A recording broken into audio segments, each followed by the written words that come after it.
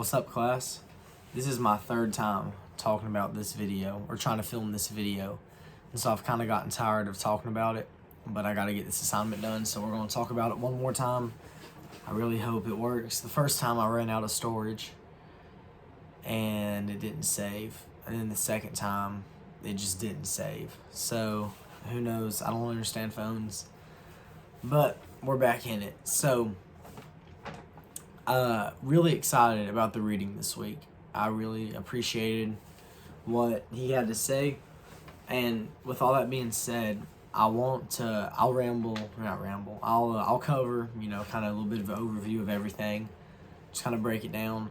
But I really want to focus on chapter 9, and talk a while about chapter 9, or hopefully I might get carried away, I'm not sure. But I want to talk a good bit about chapter 9, because that kind of, hobby horsed me. So we'll talk about that. First, there are two things I would like to talk about from the other chapters.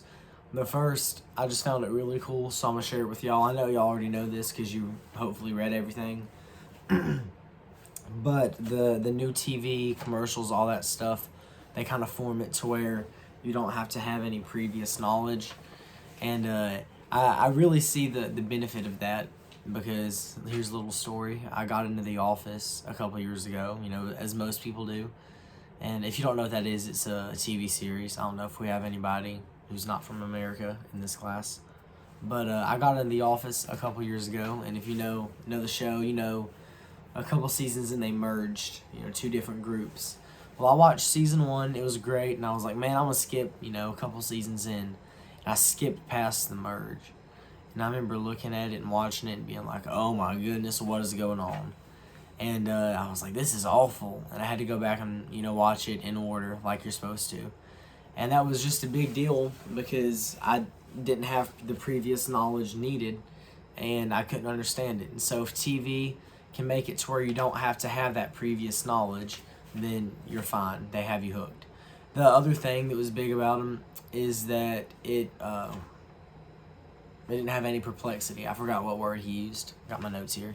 He didn't, or TV doesn't have any perplexity.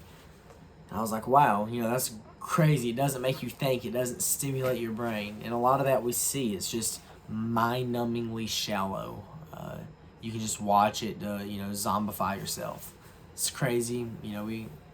It's not good. And then the last thing is, I think he said it was not expositional, which is basically just, there's no meat to it. It's all just storytelling. Like fairy tales, they kind of have some meat to them. Or not fairy tales. Not wives' tales. Like Robin Hood. The kids that got eaten by the wolves or whatever. And like the porridge. It's late, my mind's not working. Whatever those little stories are, though, they have meat to them. It's gonna drive me crazy trying to think about what that was. Anyways, they have meat to them, and a lot of modern stuff just doesn't have that meat. The other thing, before I kind of hop on my hobby horse, that really stood out to me was the music stuff. And I think, I don't remember what chapter it was, or it might have been from the lecture, it might have been from both. I don't remember. Anyways, the music stuff, can kind of create an emotion in television and in commercials and all that good stuff. And that really kind of resonated with me because, literally, no pun intended, it resonated with me because I'm a musician. I play a lot of instruments, and I play at church and stuff. And you can almost create a feeling within somebody just by music. Is that right or wrong? We can debate that, but you can do that. And so let's take the phrase "Jesus is awesome." I can get up in front of a whole church of people. Sunday I can get up in front of the church and say Jesus is awesome, and I might get some amens and hallelujahs, but nobody's gonna be like, oh my goodness, yes. But I can get up there and throw a pad, on a piano, put a nice chord progression behind it, and maybe have a drummer, do some swells, build up to a big climax point. I can have a singer, really just do a great job with that and just promote the idea that Jesus is awesome. I can just say that over and over and over again, like a lot of the modern songs do. And people are going to go crazy. People are going to have these big emotional stirs, and they're going to leave church saying, wow, the Spirit moved today, when in reality, 90% of that was just their emotions. And so seeing that, he noted that in a secular way was kind of cool, because I could see the spiritual parallel, the Christian parallel. So that was another cool thing. But anyways, before I take up too much time, a little hobby horse that I kind of found from chapter 9. So I turned 18 maybe 5 to 7 months ago. I don't know, the math ain't mathing right now. Probably 5 to 7 months ago, I turned 18. It was in the fall of last year. And so that means I can vote now, which is super exciting. It's awesome. And so once I turned 18 and I was like, hey, I get to vote, this is great. I remember kind of telling myself, hey, I'm not going to vote for somebody just because of their political party, or because I like them, or, they had a cool commercial. I'm going to actually sit down and study out what they believe. And, not even politically. Let's take the political aspect aside.